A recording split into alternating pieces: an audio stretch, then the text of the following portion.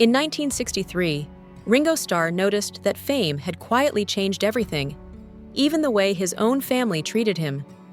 He recalled visiting an aunt's house, a place he'd been countless times before. During tea, someone accidentally spilled his drink, and everyone immediately rushed to clean it up for him. It was a small gesture, but one that struck him deeply. In that moment, he realized that life had shifted. He was no longer just Richard Starkey from Liverpool, but one of those people. Even within his family, he felt like a stranger, suddenly living in what he described as a surreal new world. George Harrison's experience was different. His family also changed, but in a much more affectionate way. They were overwhelmed by excitement and pride over his success. George said his mother, a kind but innocent woman by nature, became deeply involved in the wave of Beatlemania, even replying to fan letters on his behalf, sometimes to bizarre requests from people asking for odd keepsakes.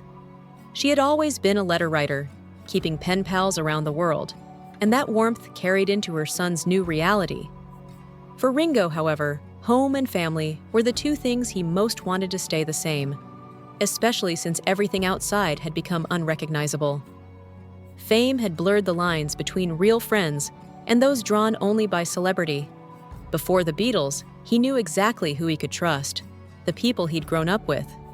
After fame hit, he realized many were there simply for the thrill of being near a Beatle.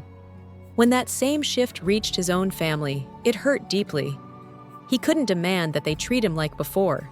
That would only make him seem arrogant. He also noticed that fame brought a strange new expectation. Suddenly, people assumed he had wisdom about everything.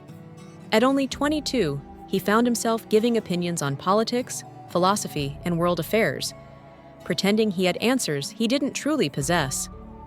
He joked that he became Mr. Blah, talking endlessly about how the country should be run, when, in truth, he was still the same uneducated boy from Liverpool, learning about life as it came. Paul McCartney admitted that they were constantly asked for their thoughts on serious global issues, religion, war, and morality. But none of them had ever considered such things deeply before fame forced the questions on them.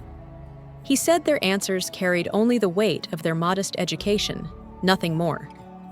George, more reflective than most, was frustrated by the reckless mindset of people who lived only for the moment, warning that such short-sightedness would destroy the world. According to the Beatles' road manager, Neil Aspinall, as fame grew, the band gradually moved to London. Staying in Liverpool became impractical, and while their families were proud, they also felt a sense of loss once the boys left home. John Lennon recalled how leaving Liverpool created resentment among some locals, who accused them of abandoning their roots. The same thing happened when the group left England for America. Old fans drifted away, but a new and much larger audience replaced them. By the end of 1963, Ringo said it had become impossible to return home as before. For anyone in the music business, London was now the center of everything: the studios, the scene, and the heartbeat of a new cultural era. It was the only place they could be,